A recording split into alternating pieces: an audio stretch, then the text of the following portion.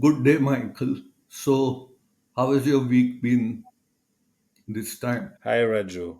Was a good week. And this morning I had again a challenge case, a 4-year-old boy with PFAPA syndrome. And as usual, the flares were responding well to a single dose of prednisone, but the following flares were coming with an interval of 1 or 2 weeks. Raju, what is your strategy with such a problem? Michael, I must confess, I have a limited experience with PFAPA, and most of my cases, whatever few I have seen, have responded well to this single dose strategy.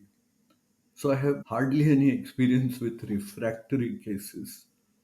In fact, one of the children who was being treated at PFAPA by primary doctor actually had Behcet's in my view.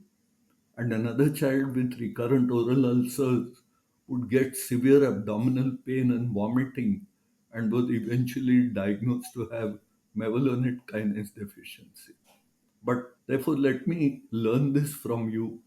What are the treatments that you are proposing for your refractory PFAPA patient? There are two possible approaches. On one side, surgical, and on the other side, medical. Tonsillectomy with or without adenotomy has a good chance to give a remission of PFAPA in our patients. But the outcome of PFAPA is also often spontaneous favorable in a few months. And so sometimes I hesitate to propose directly surgery to my patients, and then we can go to a medical approach. And usually, the classical way I use is to use colchicine. And so, coming back to my case, I propose to the mother to give daily colchicine in a very small dose for zero point 0.5 milligram per day that we can increase up to 1 milligram per day for PFAPA. But the mother was not very convinced. And as many parents, she went on the web and she has asked about ketotifen. Should we use this drug for my child? I've seen has a great effect on the web. So it was Dr. Google versus Dr. Michael. But I'm curious, what is the rationale for the use of ketotifen? Ketotifen in India came several years ago as an anti allergic and in mild forms of asthma in the pre inhaler era. And it's just had a very short life, and I'm not even sure it's available here. So, what is its rationale in PFAPA? I have absolutely no experience with ketotifen in PFAPA. And actually, this drug is not available in Switzerland except in the form of eye drops for allergic conjunctivitis. And so this is an antihistamine medication and also a mast cell stabilizer to treat allergies. And I think in the lab, some groups have shown that it had an immunomodulator effect with some effect on IL-1 production. That could be the rationale for using it in PFAPA. And there are some case reports on this drug, but also a recent paper published showing a study on 100 PFAPA patients who had frequent flares. But most of them had already 4 years of follow up, so they were likely to get spontaneous remission in the following months or years. And what the study shows us is that prolonged flare interval was observed in 77% of them. But among these patients, 42 had hypovitaminosis D, and they were treated also with vitamin D. That has been shown to have some effect on PFAPA in some studies.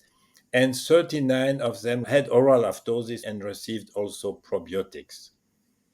So it was really a mix of treatment with a good effect shown by these patients. This vitamin D seems to be coming in a big way in so many diseases, and you read about it even in psychiatric indications. So, really, one wonders. And you were very candid in saying that even though you read this paper, you are not so far using ketotifen and that you are not convinced about its use. But I have to say to you, Michael, that there are some other papers, and I, in fact, recall at this recent winter school, Dr. Ezgi Batu from Turkey, she presented some data which she has published on the role of some two different species of lactobacillus in the usage of patients who get frequent episodes of PFAPA. So, this sort of led me to think actually whether in India, where we consume so much of yogurt, whether that's the reason that we are perhaps not seeing so much of PFAPA. What is your view?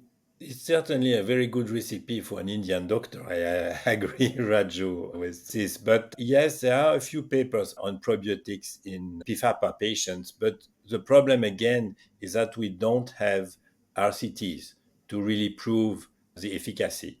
I know that some colleagues who are using it are really believing that this is a good drug because they have a good effect, really very good effect on the patient.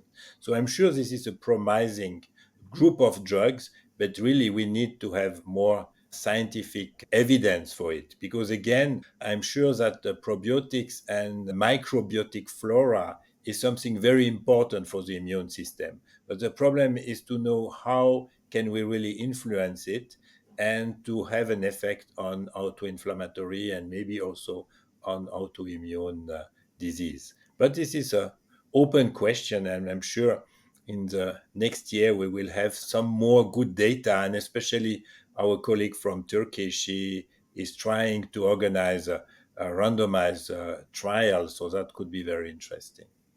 Truly, because you can even hardly call it a drug because it's available in the supermarket, perhaps.